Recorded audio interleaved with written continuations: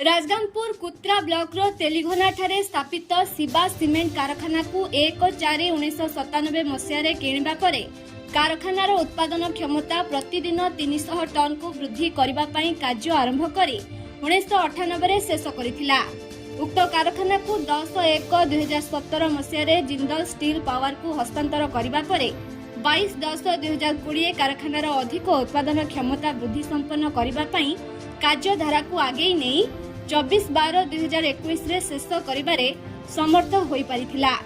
30/5/2023 तारीख दिन कारखानार परिसर रे एक उत्सव रे राज्यर मुख्यमंत्री श्रीयुक्त नवीन पट्टनायक राज्य सचिवालय ठारे वीडियो कॉन्फ्रेंस जरिया रे बटम दबाई उद्घाटन भित्ति प्रस्तर फलक को उन्मोचन करथिले। एही अवसर रे श्रीयुक्त पार्थ जिंदल समस्तଙ୍କର परिचय प्रदान करथिले। प्रिंसिपल सेक्रेटरी हेमंत शर्मा स्वागत भाषण देथिले।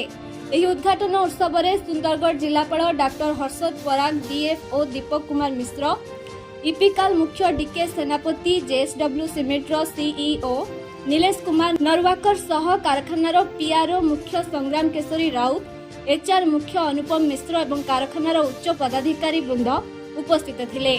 राजगांगपुर सुभाष बेहरा रिपोर्ट, उत्कल समाचार।